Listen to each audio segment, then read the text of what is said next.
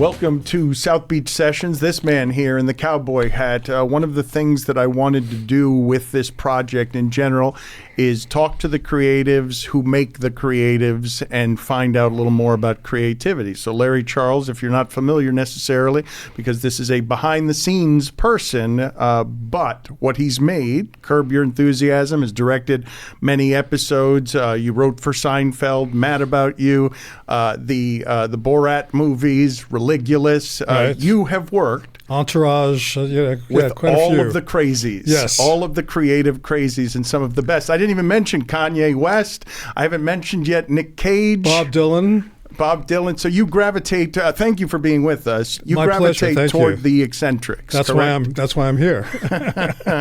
What is it? Like, what is the magnet for you? Like, how did this start? Your trip toward laughter, where did it start? My father was a failed comedian, and he was funny around the house all the time, always doing shtick, always doing impressions, always doing material. His professional name was Psycho, the exotic neurotic. And very early in his career, he realized he wasn't going to make it and gave it up reluctantly, and I think regretted it his entire life. But I would find in his closet, old material from the Army. And he would make me watch movies with him and test me and quiz me on stuff. And he would make me learn, instead of like learning math or science, I would learn bits from the Marx Brothers or from other movies like White Heat and weird James Cagney kind of stuff. And I think he kind of, and then he had friends, he went to drama school. And a lot of the people that he went to drama school with stayed in the business in one form or another, not always as actors, and he would take me to visit them. His one of his best friends was the production manager of the Ed Sullivan Show. So when I was a little kid, he would take me to the rehearsals of the Ed Sullivan Show, and he, of course, was into the glitter and the glamour, but I was fascinated by how the show was done. And he would stop celebrities in the street, it didn't matter. He had no shame, and he would stop them and talk to them. I remember many times doing that. He was friends with the lighting director at the Kraft Music Hall, where Don Rickles would be and all those people. And we lived across the street from a place called Cookies in Brooklyn, under the train station near that NBC place where Groucho Marx would hang out, and he apparently put me on his lap. So I was kind of surrounded, and as it turned out, that part of Brooklyn was like the golden triangle of comedy. Mel Brooks is from there, Larry David is from there, Lenny Bruce, Woody Allen. It has this kind of weird pedigree. That's the X factor that I can't explain. So you didn't have a choice. This is like exactly. from childhood, did your father get to see much of your success? He saw some of it, yeah, up to a certain point. He definitely did, yeah. At first, I think, unfortunately, he was kind of maybe jealous or competitive, didn't really want to acknowledge it, or he kept his pride very close to the vest. But I think towards the end of his life, he was able to sort of express it. Jealousy would make sense there, right? If your formative years are filled with, it was the exotic neurotic, right? Not the erotic neurotic would have been funnier. But yes, right. He was the exotic neurotic, Psycho, yeah. And the thing was that for me, when I made the decision to kind of just go out to California and see what I could do, because I didn't really have a plan, my plan was he's my anti-role model. Where he gave up, I will not give up. I will become a bum rather than wind up doing something with my life that I don't want to do. And that was kind of my driving force as a young man. Well, you said that you think that your father always regretted giving it up. And my guess is that he did because you felt it in your household. You're correct. He was unhappy. He was a very unhappy person, and he was seeking for the rest of his life the fulfillment that he gotten on stage or in a scene, those kind of things. He never was able to recreate that in his so-called civilian life. It would make sense, and you would not be met necessarily with just support and love upon. I don't know what the first couple of successes were for you or things that would have landed that way on him. Well, right. I mean, I used to go in front of, right here. I used to go stand in front. I didn't know how to get started, honestly. And so I would write jokes by hand. In the late 70s, I came out here. I had quit school and drove out here, wrote jokes by hand on a yellow piece of paper, and then I would go to the Comedy Store and literally stand in front of the Comedy Store till I saw a comedian I recognized. And then I would approach them and go, hey, you want to buy a joke? And eventually I had good jokes. And people started buying the jokes. I would get $10 if the joke did well on stage. And Jay Leno and people like that started buying my jokes. Well, tell me about that. Tell me about the decision to come out here, how much risk was involved in it, and how little you had in terms of plan or details, but how much you had in terms of dreams. Well, the truth is, first of all, I still don't have a plan. I've always just wanted to do cool things. I didn't think, oh, I'm going to build a career or a legacy. I had no intentions about those things. I had no illusions about those things. But when I came out here thinking, I'm going to do something. I had no idea I would be a writer or a director. Those ideas were like ideas that I kept to myself, because in Brooklyn, you couldn't say out loud, I want to be an actor or I want to be a director. You sound like an asshole. So I didn't share those thoughts with anybody. But in my heart and in my mind, I visualized it.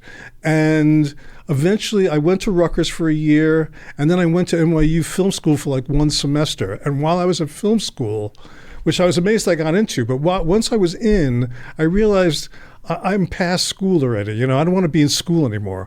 I want to do it. And so I got a drive-away car, which they used to have. You could, for $50, you could drive across country. It was in a white Cadillac. It was great.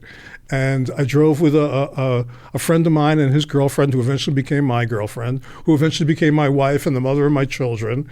And then we got divorced. And that's a whole story. But we drove out here, and then I started kind of, writing and doing that kind of stuff without a typewriter even, And to give you one quick story that sort of illustrates it, I think, my father in the Army was friends with a guy named Stan Burns, who wrote some of this material that I would find in his suitcase. And he said, when you go out to California, see Stan Burns. It's like, how do you do that, But I came out here, it was like 76, 77, and I looked in the phone book. In those days, there were phone books. And Stan Burns was listed, He didn't even have an unlisted number. So I called him. I cold called him. And I said, hey, Stan, I'm Lefty's son. My father was known as Lefty at that time. I want to be a comedy writer. And this Stan Burns, who had left the Army and actually stuck with it himself, wrote for the Steve Allen Show, wrote for Get Smart, wrote for Laugh-In, wrote for the Carol Burnett Show, became a veteran, successful comedy writer. He was so sweet to me. He said, meet me at Dupar's in Studio City. We'll have breakfast and we'll talk. So I met him. He was the sweetest guy in the world. And he said, write me some jokes. So I wrote him some jokes. And he was working on Dean Martin's Gold Diggers Celebrity Roast. And I wrote jokes for that, like insult jokes for the guys. And he started to use them on the show when I was like 18, 19 years old. And I was ghostwriting jokes for that show. And I did that for about 6 months. I'd meet him at Dupar's, give him jokes. He would take the jokes back, and some of those jokes wound up on these shows. One day we had breakfast, and he said to me, I got to tell you something. And I said, oh my God, what? And he said, I have no idea who your father is. And he said, you just seem like a nice kid. And he didn't know who the exotic neurotic was. He didn't know Lefty. He had no memory of it at all. With my father, it's like a defining moment. But for Stan, he probably met so many people over the years, it didn't have any meaning to him, And I never told my father that. I didn't want to break his heart. How much were the jokes selling for? It doesn't sound like a career selling jokes outside of the Comedy Store. Correct. I was getting, as I said, like $10 if they scored. On a good day, though, you're making what? 20, 30, 50 maybe. But I was working as a car valet. That was my main job. And one of the people I parked cars for was David Steinberg. And David Steinberg was a really big comedian at that time. And I used to park his car, and he would leave, for whatever reason, big roaches in his ashtray. And the parking valets, we would steal his roaches, smoke the roaches. But I would always talk to him when I was getting his car. I would insist on getting his car. And I would talk to him and say, hey, I want to be a writer or whatever. And eventually I wound up writing for David Steinberg also. I should tell people I failed to do this off the top. He's got a new book that's coming out. It'll be available June 17th, Comedy Samurai, 40 Years of Blood, Guts, and Laughter. Where do you go from there? How do you get a a break from there that turns into you working with some of the most eccentric personalities that there are in funny? Well, I was working as a car valet in Marina del Rey, and I was living in Venice. And I would walk home from Marina del Rey to Venice every day in my black and whites. I worked a night shift, so I'd be getting off work about 6 a.m. and I'd walk, maybe stop for a hamburger, and I'd walk along the beach. And one day I saw this tall, angular, very handsome, very striking black man dressed all in white walking on the beach with his little dog. And I recognized him as Darrow Igus because one of the things my father did for me was he would have me memorize credits. So I got into the habit of memorizing credits. And this Darrow Igus was in a movie called Car Wash. And I remembered his name from the credits, and I walked up to him, as my father would have done, and I said, "Hey, you're Darrow Igus." And he was thrilled that I recognized him, and I told him I'm an aspiring comedy writer, and he said, "Write some material for me." Because this was a great golden era in Los Angeles for comedy. Robin Williams and Richard Pryor were performing at the Comedy Store. It was great. Letterman and Leno were both like the big comedians at the Comedy Store. So you could really see vintage, great, classic comedians in their prime at that time, which I was very lucky to do. So he was looking for material. I started writing for him. And after a while, everything kind of started falling apart in LA for many different reasons. I went back to New York and never said goodbye to him. And I came back a year later, called his wife, who was an editor at We Magazine and Chic Magazine. She worked for Larry Flint. And I thought, maybe I'll write some porno humor, because I'd written for Screw Magazine also, freelance pieces. And I called her up thinking that's how I'll make money. And Darrow was in the office that day. And he said, "Hey, what happened to you?" And I said, "I went back to New York, it's a long story kind of thing." And he said, "Well, I got cast on this show Fridays. And I told them about you. And they want to meet you. They want to read your material." So I gathered my material really fast, wrote some new pieces even, handwritten, and hitchhiked to this interview at ABC and met the producers. And I said to Jack Burns, who was one of the producers, who was in Burns and Schreiber, which was a classic comedy team, I said to him, "Look, I understand I may not get this job. That's the way show business works. I'm cool with that. All I ask is don't hang me up. Let me know one way or the other whether I have the gig or not. I could take it. I appreciate the time. I felt it was a good sign that I even got that far." And I got back to my apartment. I was sharing an apartment on Cherokee at that time with a friend of mine in Hollywood. Phone was ringing. I picked it up. It was Jack Burns. He said, "I have good news and I have bad news. The good news is I'm getting back to you quickly." My heart sunk. He said, "The bad news is you're hired." So I got hired on Fridays, and that's where I met Larry David and Michael Richards.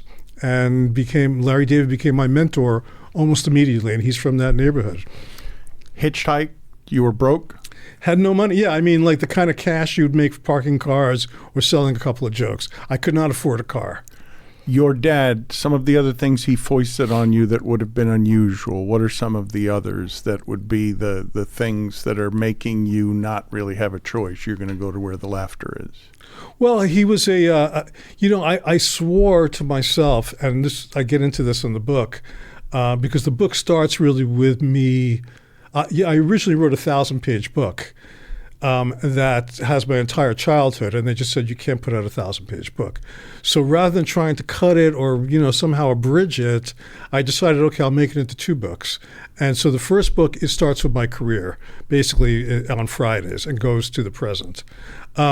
He was and so I didn't want to be anything like him in any way because he was so unhappy. And one of the ways he kind of manifested his unhappiness was that he was a serial philanderer, and he really made my mother just miserable and unhappy, and she was like broken, and I saw that. I saw how much pain she was in, and she would have women calling the house late at night going, "Do you know where your husband is?" and stuff like that. And that was like haunting to me. As I had a younger brother, and I was the older brother, and I felt very responsible. And then when they finally broke up, my grandfather was trying to push, and my mother's a beautiful woman, but my grandfather would try to push these loser men on her because he felt she could not survive without getting married. So she never really found herself. she had been broken by the men in her life to some degree. And I felt like, God, that just really, it was a pain that I carried with me my whole life, really, And then, of course, I found myself repeating many of those patterns and hating myself for repeating those patterns as well. And you couldn't control it with an awareness of not wanting to be that the same way you had in other places? Eventually, yes. Therapy, pain that I caused other people. A lot of things finally led me to have my epiphany that I was just causing pain. I had children, at some point I'm hurting them the way my father hurt me. It's like I was walking around with that burden that I created myself and that I laid on all these people, these innocent people around me. So eventually I had to get out of my marriage as well, free myself of that. And then I wound up meeting somebody who showed me that I can be myself and I don't have to fill that hole will fill itself with love if you let it. And I kind of was able to walk a different path at that point. Have you gotten to a better place with everything that happened there with your mother? Because you said you've carried it for a long time. Where do you and how do you find your forgiveness there? Well, unfortunately, my mother finally found happiness late in life. She was living in Boynton Beach in a condo. She married a man who she didn't really love. He was a sweet guy, but I don't think she really loved him. I don't think she loved my father. I think she was pushed into all these things. And she finally my stepfather died, and she was like free. And she suddenly blossomed. Like her wings came out, and she was living a great life. And then she was in a car accident and was killed in the car accident. So all the beauty and the light that she was finally able to feel and appreciate and kind of savor, it was short-lived, unfortunately. How the fuck am I supposed to segue out of that? See, that's the thing. There is humor in it because it was such an absurdity. It was an absurdity so that's what haunts me today, was my mother doesn't get a chance to really, enjoy my children, I have grandchildren now. She was like a healthy, vital, saint. And she doesn't get a chance to really, she'll never know about the book, at least not in terms of the corporal world. Hopefully somehow she does, but neither of them will ever be able to know that I actually was able to write a book. They would be shocked to know that I've reached the point where it was worthy of writing a book, 2 books, 1,000 pages, because you're so self-involved that you can't be contained to a mere 900 pages. Well, the first part of the book is more like a Charles Bukowski book because it's about growing up in the rough streets of Brooklyn, So, and the second part is what is coming out in June is the showbiz memoir, which is also a lot of blood and guts and also laughter. Well, you meet Larry David. Where is the Arsenio Hall show on this timeline? The Fridays is from about 1980 to 81 or 82, and I don't work really. I come out of Fridays thinking, oh wow, I'm a star. I'm gonna always have great jobs, and it was such a cool job for me. I was like literally went from being a parking valet and a bellhop also in the Catskills to being a comedy writer, and I thought, oh, this is it. I'm set. And then I didn't work for like 7 years, and so then 7 years. What's happening in those 7 years? I'm being very picky. People are coming to me going, you want to do this, you want to do that? I'm going, that sounds terrible. No, I'm waiting for I want to write a movie. I want to do these things now. I'm being very ambitious. But 7 years of no work? From like 82 to 88, I would say. What are you doing? My wife was a copywriter she was a successful copywriter at an ad agency. And I was doing little things here and there. I wrote for David Steinberg. I wrote for people, but it was just like kind of little gigs. No TV, no movies, nothing. Career. No career. I hadn't thought about a career until after Fridays, and I realized, wow, if I don't think about it, nobody else is going to think about it either. And then one of the other guys from Fridays, a guy named Brian Gordon, who was the first writer from Fridays to actually direct something, he recommended me somehow for the Arsenio Hall show. And I went in and met with Arsenio, we hit it off, and I got hired.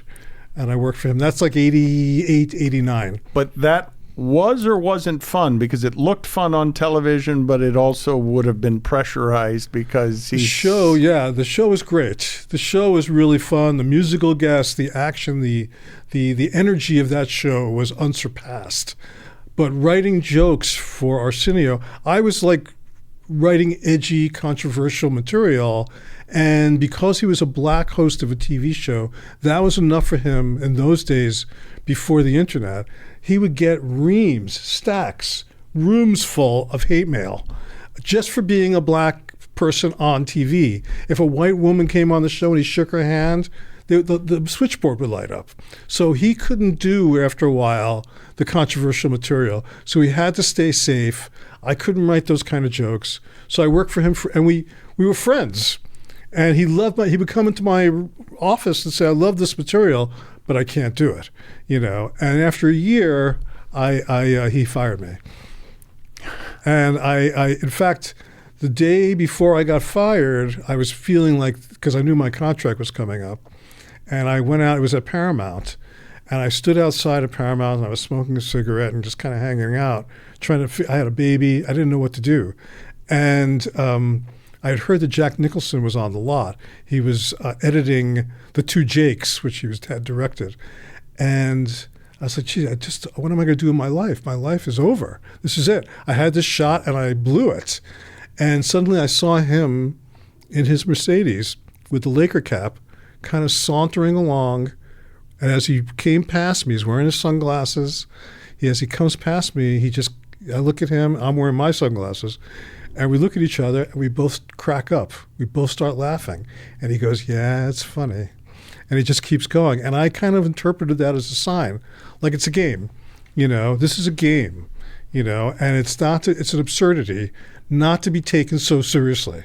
Relax, have fun, and everything will fall into place. And the next day, Larry David called me and said, hey, you want to work on this little pilot that I did, Seinfeld? And I was like out of work, and it was like perfect. So it's easy yes. to say, though. You're the one who was fired. He's Jack Nicholson. Yeah, exactly. But I felt like, and as I talk about in the book, I have these inadvertent oracles who come along and share some piece of wisdom. And of course, it's up to me to interpret that wisdom. But that's how I interpreted that. Yeah, it's funny. It's like, this is show business, man. It's ridiculous. There's no security. There's no logic.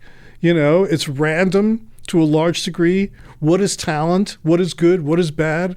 Who's making these judgments? It's not like sports where you can judge people by their statistics. There's no statistics here. They really don't work. So that level of absurdity kind of liberated me to some degree. Did you deserve to get fired by Arsenio? I was not contributing. I was trying my hardest.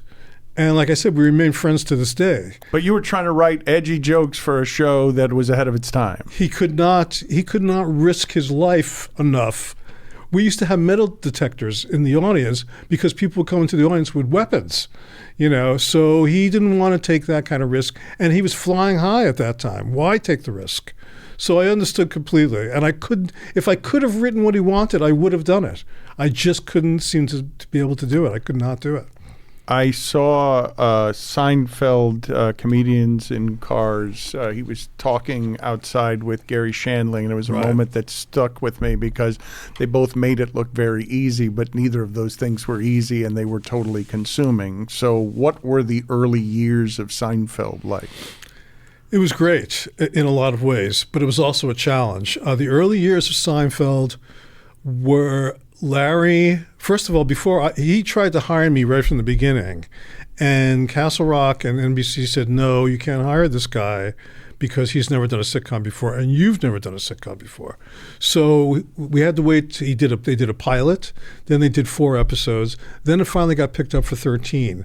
And at that point, for the 13, he was then made the showrunner. If you could believe it, the first few shows, there was somebody over him, kind of supervising him, who was kind of a more traditional sitcom person. But that person left, and then he was in charge.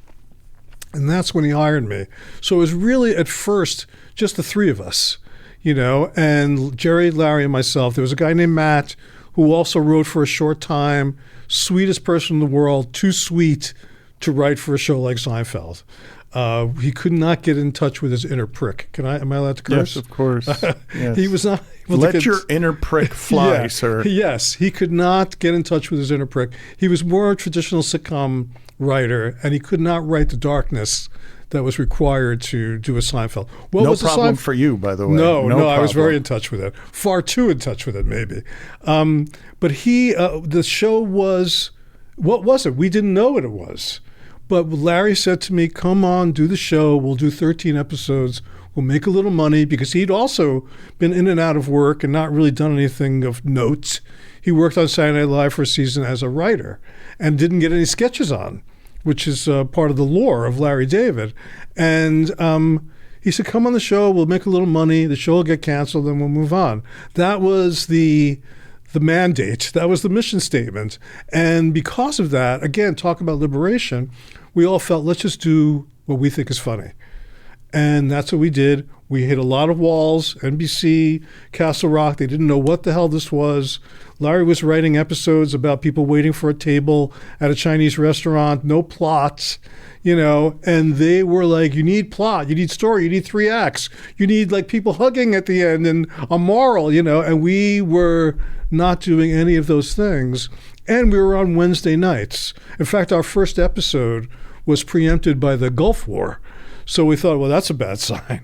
You get preempted by a war, But it was, for some reason, even though it was not, we were losing to a show, I don't know if you remember, called Jake and the Fat Man. Yes, I do remember Jake and the Fat Man. It was what a great premise, it was about a cop who's overweight. That was the whole thing, And yet it had more plot than what you guys were doing. Way more plot and far more successful. Far more successful. And we were like really down at the bottom of the ratings.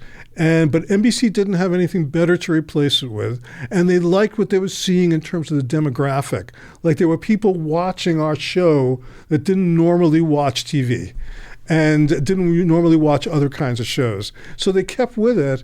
And then eventually, after a season or two, I don't remember anymore, they said, we want to put you on Thursday night on must-see TV following Cheers. Cheers was still out at that time. And Larry said, and I'll never forget, and nowadays he cleans up the story, but I was there when he said it, which was, if they didn't watch us on Wednesday, they can go fuck themselves. And everybody went, no! We have to do this. This is it. And he finally relented. The show went on Thursdays and immediately exploded. Which of your collaborations do you recall as being the most fun? In terms of Seinfeld? The doing of it. No, I'm talking about the people you're working with anywhere along the line, because I don't know the different experiences, what they look like, but just enjoying making, I would imagine that making something just with Larry and Jerry can be fun, but also have maybe some perfectionism with Jerry that Larry doesn't have? Or? Well, they both could be tough. I often felt like the George Harrison of Seinfeld. I was working with John and Paul. I was working with these two geniuses, and it was their thing. And I was trying to find my way within their thing. That's why I gravitated to Kramer, because he was the most unattended to character, and I could relate to Kramer in a lot of ways. But getting a show on the air with those two guys writing the other episodes was really, really tough. However, my collaboration with them, as it was with almost anybody we could talk about, Sacha, Bill Maher, Bob Dylan, any of the great people that I work with, Nic Cage, there were moments of incredible exhilaration beyond my wildest dreams, beyond my expectations. Those were the things that I would cling to, and those were the things that sustained me. All of those relationships also had their dark sides. All of those relationships had a price to pay. But you had to pay that price if you wanted that exhilaration. And I learned that dichotomy was something I had to accept if I wanted to have those experiences. Who do you regard as the person collecting the largest tax on those prices? Wow. I would say probably Sacha, only because the initial experience was almost pure exhilaration. And then slowly over time, because we worked on 3 movies together, it evolved to something that was no longer enjoyable and that I didn't want to do anymore. And I didn't usually feel that way about things. I didn't feel that way about Seinfeld. I left because I felt I hit my creative wall, and I didn't feel like there was anything. I didn't want to write any more Seinfeld episodes because, again, I didn't go into this to have security or to have a long-term job. I wanted to do cool stuff, and I did Seinfeld for 80 episodes, 4 seasons, or 5 seasons, whatever it was. And I wanted to try something else. I wanted to tap into another part of myself. So I did Mad About You, which was much more emotional and more kind of analogous to my marriage. And I wanted to explore that. I want to explore different things and do cool stuff that made me excited. But with Sacha, our relationship just kind of, with Bob Dylan, it was like, you were sitting with like a guru, a master, like somebody who transcends labels. He's not a songwriter or a singer or a musician or an artist. He's Bob Dylan. He's Shakespeare of our time. And so I just absorbed everything. But that relationship lasted about a year. And then we did this movie, and then we moved on. People would say, well, are you friends with Bob Dylan? And I would go, no, I just amused him for a little while, because he doesn't really have friends. You can't really be friends. He doesn't hang out, But Sacha, I was extremely close to. And over the course of time, we just kind of drifted apart and had a lot of conflict, to the point that I was no longer happy. I was kind of in a miserable state working on The Dictator. Tell me if I have this right, because I've heard a story before about how Hollywood works, and Sacha Baron Cohen, with and around Borat, would have gotten an opportunity to do whatever it is that he wanted to do, but you get a couple of chances, actually. Right. And I was told that an executive that he was going to have 3 movies that he could make around Borat, but then ended up in a fight because The Dictator wasn't what it was supposed to be, and then he didn't get those 3 movies. And so I'm assuming, without knowing what's in the book or what you experienced, that the pressure ratcheted so high around the expectations for whatever came after Borat that they weren't going to be possible for those to be met. Well, again, that part of it I don't really know personally. I mean, he wound up making some kind of deal during The Dictator, which was made for Paramount. The Paramount executives would call me every day going, "You're doing a great job. We know he's impossible to deal with. We're so grateful for you." But when the movie was over, I got nothing and he got a 3-picture deal because they still felt that he was a possible moneymaker, and that's the bottom line with a lot of this stuff, Then The Dictator did not perform up to what their expectations, and maybe things changed. There's a lot of things that go into it, and I don't want to necessarily paint myself as a saint. Again, I had plenty of darkness and I had plenty of anger, and a lot of that anger was coming out, and a lot of his anger was coming out, and a lot of trust issues between us. Our collaboration started to strain as other things pulled us in separate directions. He got married, he had children. He no longer wanted to go out there and risk his life, for a joke. Which is really, after Borat, where people were very patient with him, Bruno was a very different experience. Bruno, the rampant homophobia around the world, including the United States, was so clear. The violence towards him was so blatant. You underestimated it? Very much so, to the point that we were getting depressed making the movie because, wow, people are being so mean and they're being nasty and hateful. And we were meeting like murderous white supremacists who wound up literally murdering people and winding up in prison. And you would meet these people and they were just like sucking your soul. They were sucking your soul. And it was hard every day to get excited. Whereas at the end of scenes on Borat, we'd jump in the van, we'd all be laughing, giddy like we robbed a bank and got away with it. So there was like the circumstances and the environment changed. And then by the time of The Dictator was a scripted movie. And so he had to now learn lines. He had to now create a character quickly, as opposed to Borat he'd been doing for years. And Bruno, he had done those characters for years. Now he's got to quickly come up with a character. He's got to lock into stuff. He just never got comfortable in that mode, And so I think fear, anger, insecurity, he was not able to let go and enjoy the experience. And he substituted a kind of a control thing where he felt he needed to control these papers are not in the right place. Here, that's better. And he would waste a lot of time on nonsense instead of focusing on the character and the humor. Bill Maher seems like he would be difficult to work with. Ironically, now Bill Maher seems more crotchety these days, I admit. But when I worked with him, when we did that movie together, we had a great time. That was one of my best film experiences, was doing Religulous. He was easy to work with. We laughed all the time. We were really in sync on the sensibility of the movie. We had a great kind of situation where we were able to just go out and shoot whatever we wanted for as long as we wanted. There was not the kind of pressure that you have in Borat or Bruno. We would work 16-hour days, 6 days a week. And Sacha could never break character because he was sitting this close to people. He couldn't start laughing or lose his accent or do something that felt out of character. It was a lot of pressure to stay in it for everybody. But with Bill could just be Bill. And we put him in situations that were perfect for him. And we had a chance to shoot in really cool places. I used a crew that were friends of mine from Borat and Bruno. And we had a great time. And he was loose. And that was great. I had a really, really good... And he didn't like traveling. So we would shoot our stuff, and then he would go back to the hotel, and then we would keep shooting. So I had a lot of fun on Religulous, actually.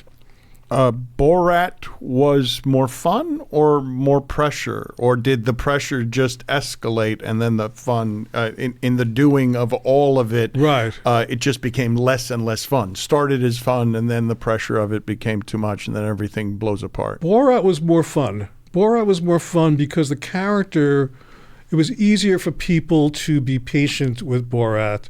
Even though he was a rapist and an anti-Semite, people liked him. For some reason, they just liked him. There was it's a funny, mortifying sentence, right? I mean, it is, and I understood that too. But inherently, he was. People were very patient with him, and he was indulged. So I saw things happen. These sociological, we had there's a 6.5 hour cut of that movie, because a lot of the scenes are not necessarily funny, but just like mind blowing, like he was in a Civil War reenactment and the soldier would get killed in the Civil War and he would start raping the soldier and say, that's what we did in Kazakhstan, stuff like that didn't make the movie, but was hilarious to me and jaw dropping. Or I don't know if you remember in the movie, he gets healed in a church. People are doing glossolalia and they're speaking in tongues and they heal him, And I would be watching this going, I can't believe it. They're healing Borat. It went just as we hoped it would go, even better. So we were having a great time. We really had a lot of fun. Yes, there were some conflicts along the way, but overall, and then of course, you can't minimize success. Borat was a phenomenon. It did so well around the world. People still say, very nice. And, it's like still popular to this day. Whereas Bruno, I found... genius. The character's genius. And it just connected also. It connected with the zeitgeist, which like the Beatles or like Seinfeld, you can't really predict that part of it. There's an X factor. Why does an audience connect to certain things and other things which might be equally great, they just don't feel? There's a kind of a mystery to that, which is cool. That's art, and I love that. But it's frustrating when it doesn't work. But in the case of Borat, it worked beyond our wildest dreams, And with Bruno, which in some ways is a more radical piece, a lot of people, know Borat. They could quote Borat and never saw Bruno, And Bruno, in some cases, is actually funnier, but it's also much darker. Does that surprise you? I've learned now that you cannot underestimate people's homophobia, people's anger, people's hatred. And it kind of came along at a time when there was a lot of anger towards gay people. And even gay people were angry about the movie because they felt like here's a bunch of straight white guys, making fun of a gay guy, and straight people going, I don't want to see him get it up the ass, So there was a lot of, there was nobody who was really pleased, even though actually if you watch the movie, it's hilarious.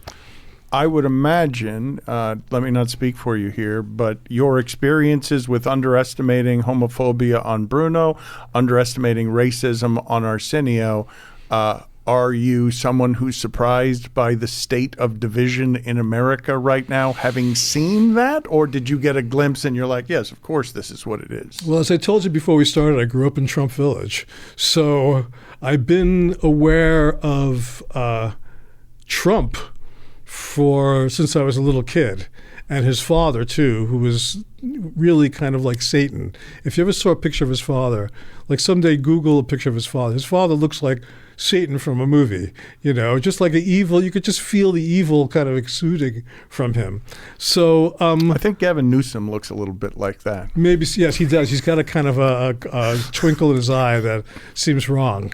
But I was also an avid reader. I read Man-Child in the Promised Land. I read Down These Mean Streets when I was like in elementary school. I didn't know any better, and because there weren't a lot of black kids where busing had just begun when I was in elementary school, and so I didn't know a lot of black kids except in class. There'd be like one black kid in the class.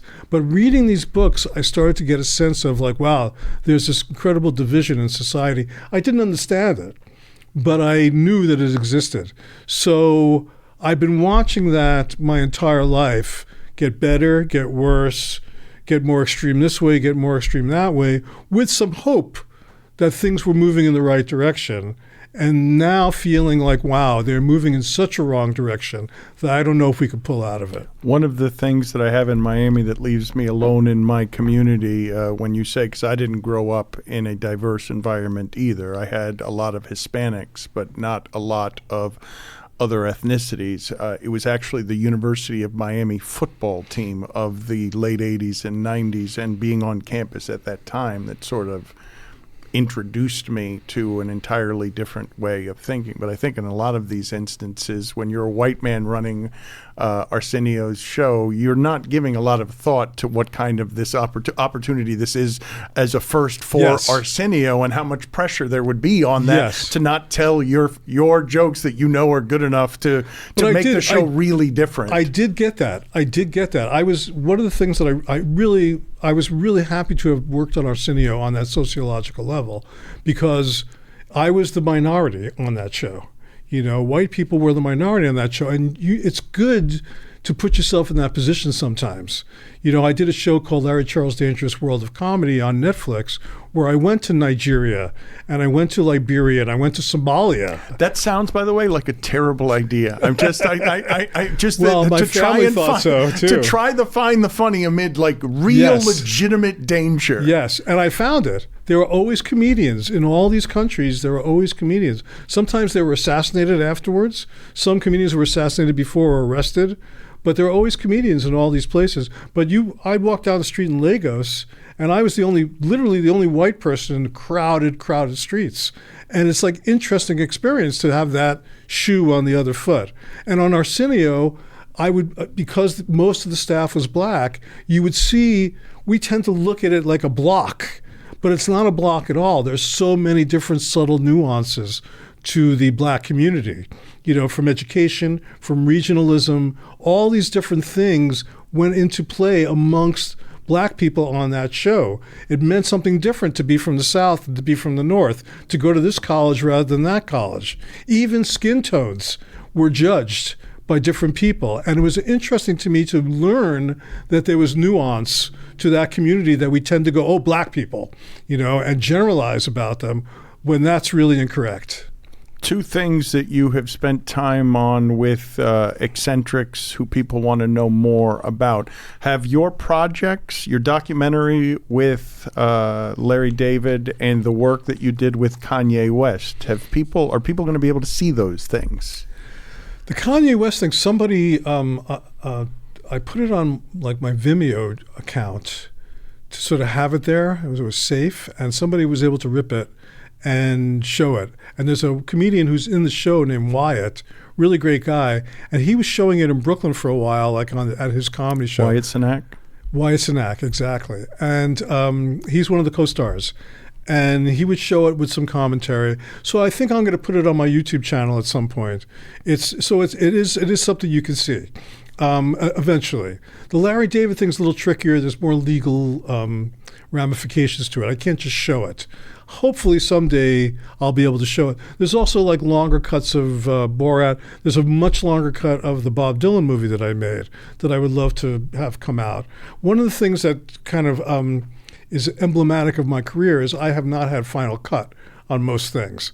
So when I'm done with something and it's the way I want it to be, somebody else has come along, whether it's Bob Weinstein or somebody else, taken it and recut it and ruined it a lot of the times. Now, not saying that all those things got ruined, but they were altered, in a way that I did not approve of, So I would love for a lot of that stuff to come out and be seen the way it was supposed to be seen. That seems crushing. It's been crushing. It's been crushing at times, yes. I mean, to have things that you've made that you care about that are your voice that you're powerless to keep power from. Well, that's one of the reasons I started the YouTube channel, was so I can make my own stuff. It reaches a smaller audience. It's made on a much more minuscule budget, but I don't answer to anybody. So it gives me a kind of a satisfaction and a purity that is hard to get in commercial cinema. Among these people, because Nic Cage is another one, we haven't talked about anything, Right. but who would you regard as the most unusual? Wow, Bob Dylan, I would say. Bob Dylan is a singular person. He doesn't march to anyone else's drummer. The way, an example, we wrote this movie together.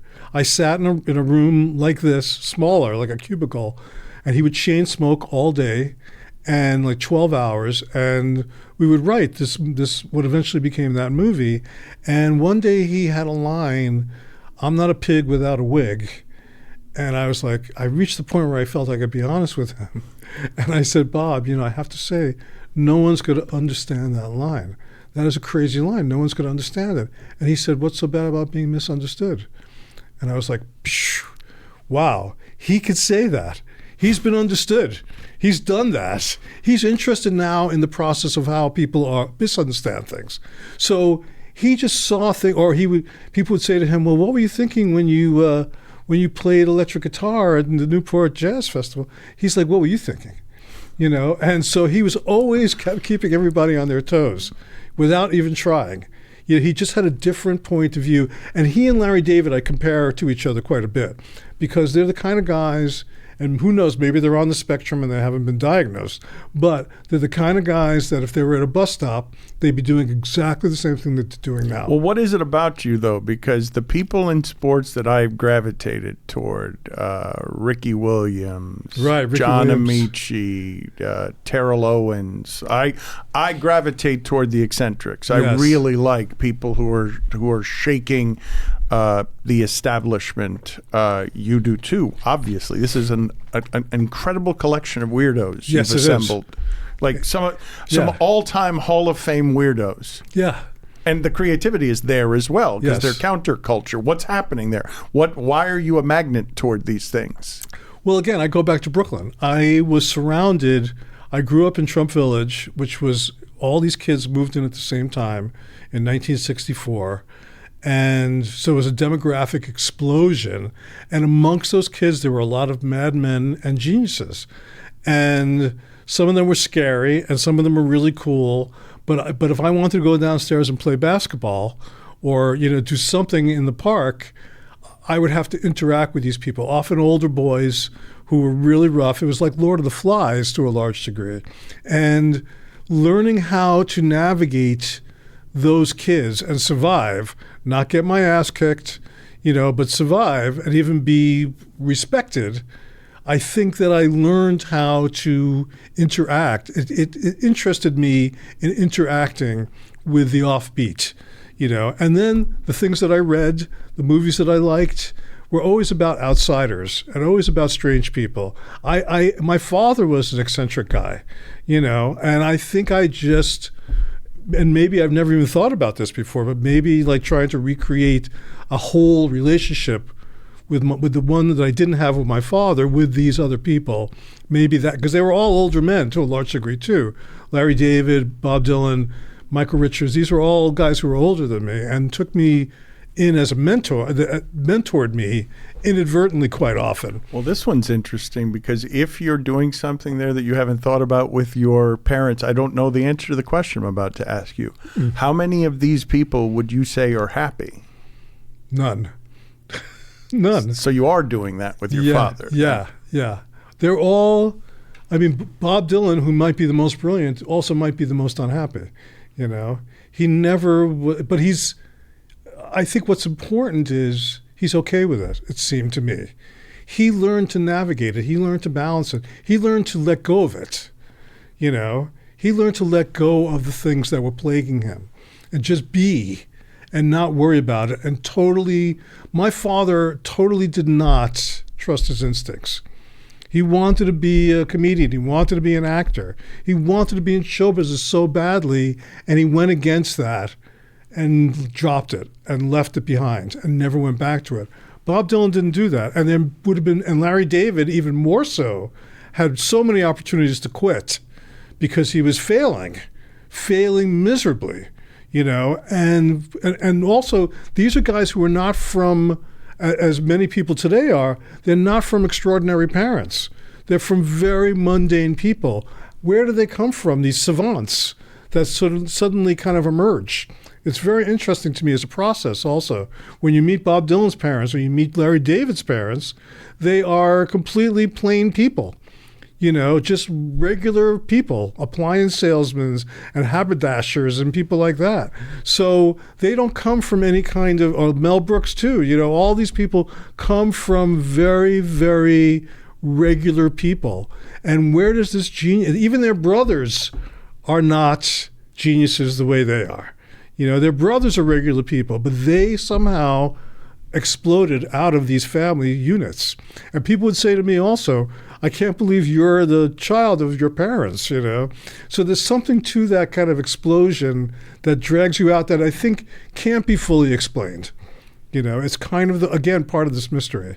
What an interesting thing, though, for you to both choose and learn that you chose, that you're trying to recreate with older comedians a connection you didn't have with your father, who also was the one who provided for you. Hey, kid, come over here. It's nice to be near the laughter, but it's not going to be necessarily happy to be around the laughter. Right. That's crazy. Yeah. That each of them would be that you would just keep sort of ending up there. You know, I have to write another book because I never thought about that. I think that's true. I call them inadvertent oracles, inadvertent mentors, because they all were kind of like fatherly, paternal to me in some way or another. And I gravitated to that for sure, and felt comfortable in that kind of womb-like environment. They also seem, and I don't know if, of course, it contributes to the unhappiness. This is presumptuous of me, but the group seemed to be a little bit lonely with their genius as well. Yes.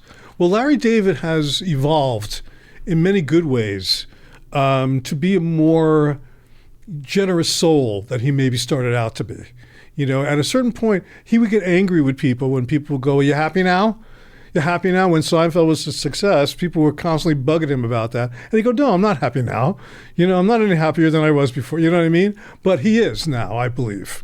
I believe he's a happier person than he was. I'd argue, seeing the evolution of that, just watching what they've televised of it, the relationship with Conan or whatever it is that I've seen of it, I'm guessing that the communal community of those particular people sharing that success with them, that you forced it on him, like that he has to absorb. Hey, this was a pretty cool thing we did together. Yes, right. He has two ridiculous runs on television. Absolutely, unprecedented, by the way, in my opinion. When you look at it, you look at the great television creators. I don't think any of them could really point to things like Seinfeld and Curb. You know, Norman Lear, James Brooks, all amazing geniuses in their own way, but they didn't create two culture-changing things, like Larry David did. And I think Larry David now, in his older years, appreciates that much more. He has a perspective on that maybe he didn't have when he was forced to write episodes every week.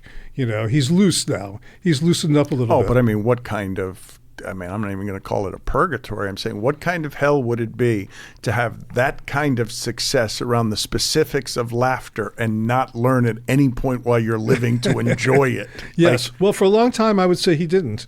For a long time, he would threaten to quit all the time. I mean, maybe that was part of his, mechanism to survive. But he was pretty unhappy for a long time. I would think, I don't know what else is going on, but I would think that the burden of expectation of always having to top yourself when you're making a seminal thing, I mean, that seems like it could be a suffering if you're not somebody who's entirely consciously self-aware and introspective enough to know, to try and go about removing your blind spots. Well, I think you also touched on a word that's very important also, which is suffering. We're taught to some degree, especially Jews from Brooklyn, but Bob Dylan's a Jew as well. There's a certain degree of suffering that goes along with the equation, and that you need to come to grips with that in some way. You need to have a personal relationship with your suffering. Either it's going to consume you or you're going to learn to live with it. The shadow, whatever you want to call that, So, the first noble truth of Buddhism is life is suffering, So if you don't come to grips with that, come to terms with that, then you are going to suffer. And I think it took Larry David a long time to come to terms with his suffering, to balance it, and to be able to bring some joy into his life and balance it out. Have you? I think so too. Yes, I think so too. How? I think that I think the end of my first marriage, that was kind of like a bottom for me. That was like I hit bottom during that time. And I think that meeting somebody who kind of injected joy back into my life, I was like desperately open to it. And she kind of freed me from a lot of the burdens that I was carrying with me. And I felt like liberated by that love. I really felt saved to some degree by that love. And it kind of freed me in terms of my work, in terms of my approach to work. I'm a very intense person when I work particularly, but I was able to balance it. So I wasn't going over the deep end all the time and I still go over the deep end. Believe me, I just today. No, I'd like to learn from this. Yeah. I would like, because I've got someone next to me who is a source of great strength and support and has done a great deal to teach me how to love myself better. But this is a bit of a struggle for me. Yeah, well, it still is for me as well, and it probably always will be. But I know that I'm in a much better place for enjoyment, for joy, for perspective. I think a lot of it had to do with me. My father was a very selfish person, Like when we moved into Trump Village, just to give you an illustration, it was a 2-bedroom apartment. My brother and I shared a room our entire lives, and then my parents had their bedroom, and there was a big walk-in closet in the bedroom, and then there was a hall closet. And my father said, "I'm not moving into this apartment unless I get the walk-in closet." Where normally a woman would be getting that. My father took that closet. He was a selfish person. And I was just talking to my brother today. We were talking about how selfish we've been in our lives at times, and I think we're both, now that we're in our 60s, I think we're both able to go, wow, we could be generous finally. We've learned generosity. And I think my wife, Keely, has helped me learn generosity. She's kind of forced me to see generosity and embrace it and enjoy it, enjoy the benefits of generosity. When you're talking about the end of your first marriage, you're blaming yourself there when you're doing rock bottom on that? You're like, it's not just that it's your fault. There's also the shame and guilt of it being your fault, and so it becomes just a spiral? Yeah, I don't think I was good to any of the people in my first marriage. I don't think I was good to my kids. I don't think I was good to my ex-wife. Because you were selfish the way your father was? Yes. Yeah, I felt like I wanted what I wanted, and I wasn't going to let anything. Maybe I made a mistake in even going down that road. I wasn't ready to go down that road. Why did I even go down that road? And of course, then I wound up loving. I have a great relationship with my kids today, and my grandchildren. But I think at that time I was unhappy, and I was desperate, and I was hungry, And I couldn't, I was like, in Buddhism, they call it the hungry ghost. You could feed it and feed it and feed it, and you can never fill the hole. And that's how I was. It's like there wasn't enough. And I didn't even know what I wanted. And that's how my father was. He wanted and wanted and wanted, but he didn't know what he wanted, and it never gave him any satisfaction.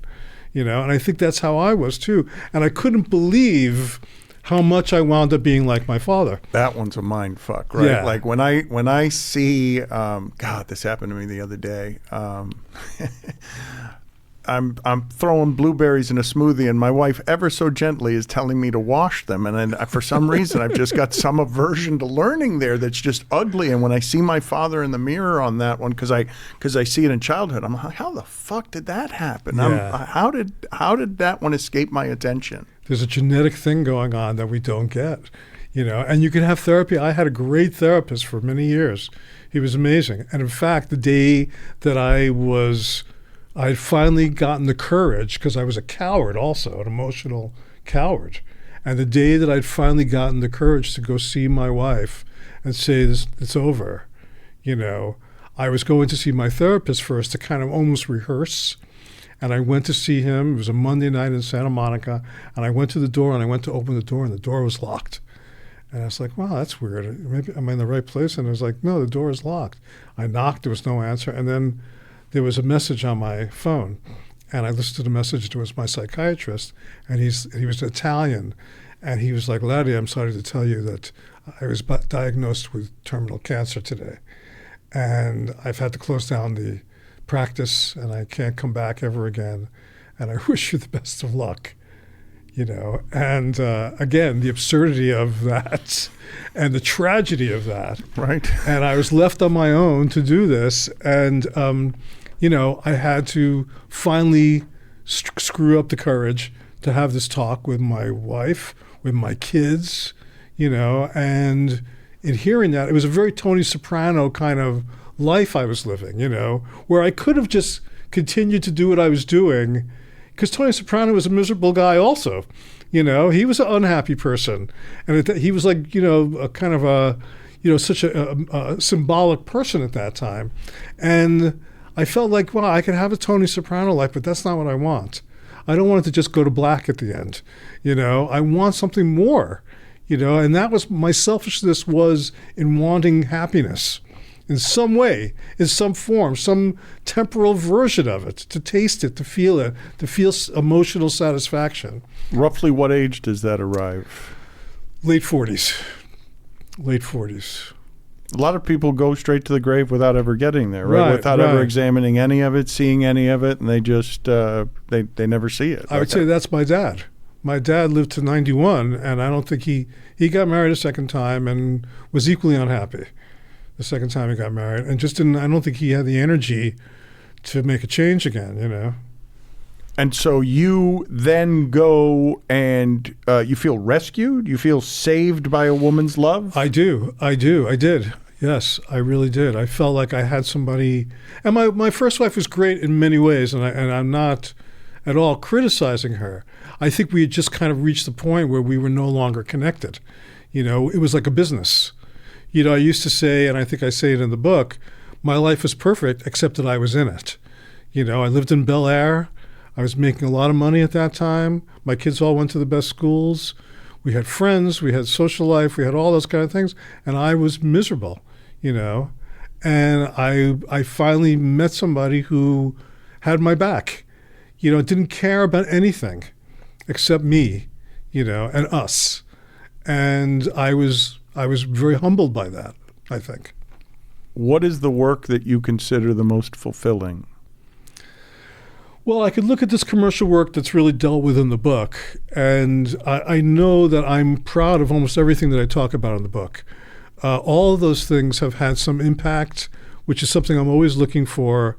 I don't want it to just be good or just be successful. I want people to walk away, remember it, to see it again and again like they listened to a great record. So I'm proud of all of that stuff, all of my commercial stuff.